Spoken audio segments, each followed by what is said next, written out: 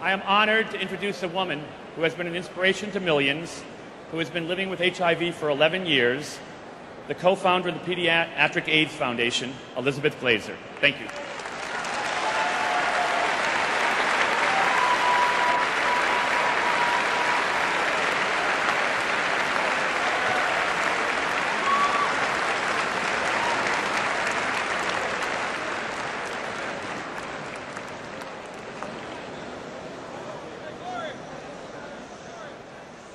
I'm Elizabeth Glaser. 11 years ago, while giving birth to my first child, I hemorrhaged and was transfused with 7 pints of blood. 4 years later, I found out that I had been infected with the AIDS virus and had unknowingly passed it to my daughter Ariel through my breast milk and my son Jake in utero. 20 years ago, I wanted to be at the Democratic Convention because it was a way to participate in my country. Today, I am here because it's a matter of life and death.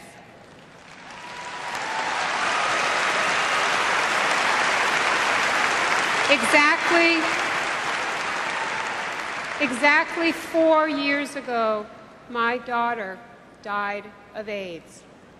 She did not survive the Reagan administration. I am here because my son and I may not survive 4 more years of leaders who say they care but do nothing.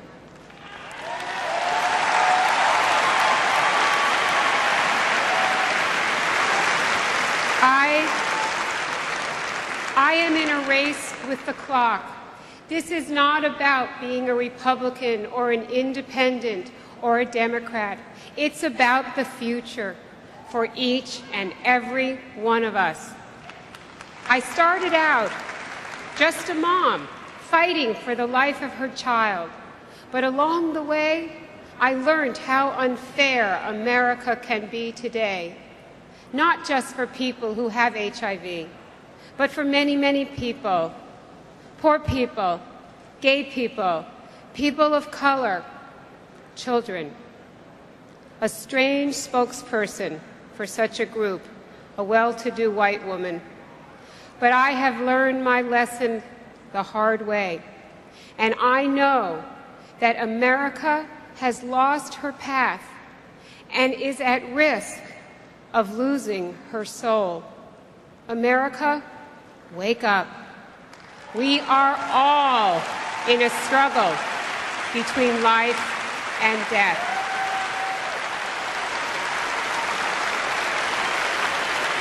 I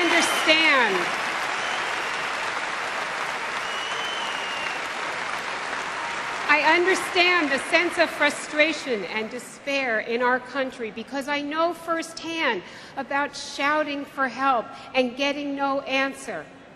I went to Washington to tell Presidents Reagan and Bush that much, much more had to be done for AIDS research and care, and that children couldn't be forgotten. The first time, when nothing happened, I thought they just didn't hear me. The second time, when nothing happened, I thought maybe I didn't shout loud enough. But now I realize they don't hear because they don't want to listen.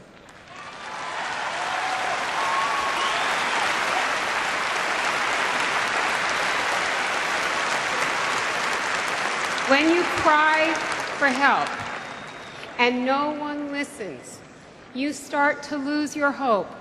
I began to lose faith in America. I felt my country was letting me down, and it was. This is not the America I was raised to be proud of. I was raised to believe that others' problems were my problems as well.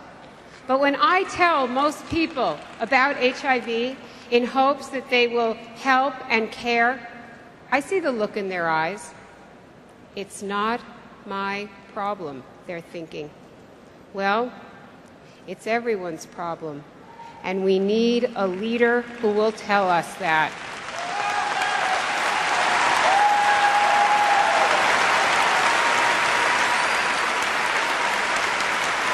We need a visionary to guide us, to say it wasn't all right for Ryan White to be banned from school because he had AIDS, to say it wasn't all right for a man or a woman to be denied a job because they're infected with this virus. We need a leader who is truly committed to educating us. I believe in America, but not with a leadership of selfishness and greed, where the wealthy get health care and insurance and the poor don't. Do you know how much my AIDS care costs? Over $40,000 a year. Someone without insurance can't afford this. Even the drugs that I hope will keep me alive are out of reach for others. Is their life any less valuable? Of course not. This is not the America I was raised to be proud of, where rich people get care and drugs that poor people can't. We need health care for all.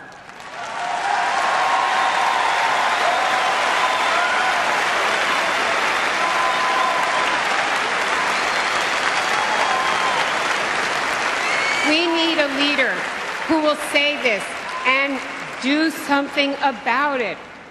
I believe in America, but not a leadership that talks about problems but is incapable of solving them.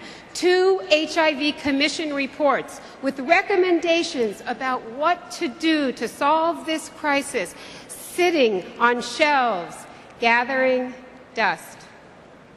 We need a leader who will not only listen to these recommendations, but implement them.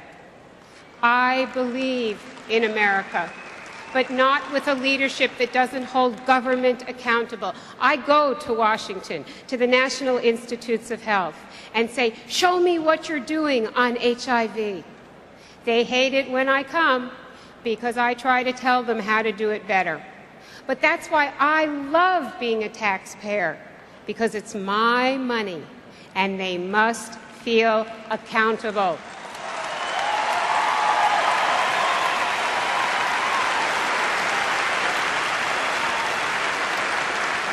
I believe in an America where our leaders talk straight. When anyone tells President Bush that the battle against AIDS is seriously underfunded, he juggles the numbers to mislead the public into thinking we're spending twice as much as we really are. While they play games with numbers, people are dying. I believe in America, but in America where there is a light in every home. 1,000 points of light just wasn't enough. My house has been dark for too long.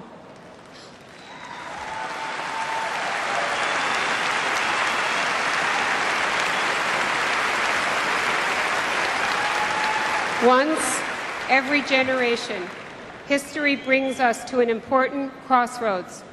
Sometimes in life there is that moment when it's possible to make a change for the better. This is one of those moments.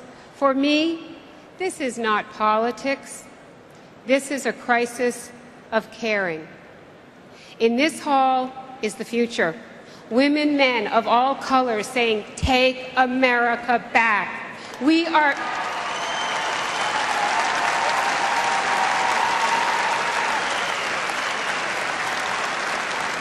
just real people wanting a more hopeful life. But words and ideas are not enough. Good thoughts won't save my family. What's the point of caring if we don't do something about it? A president and a Congress that can work together so we can get out of this gridlock and move ahead. Because I don't win my war if the president cares and the Congress doesn't. or if the Congress cares and the President doesn't support the ideas. The people in this hall this week, the Democratic Party, all of us can begin to deliver that partnership, and in November, we can all bring it home.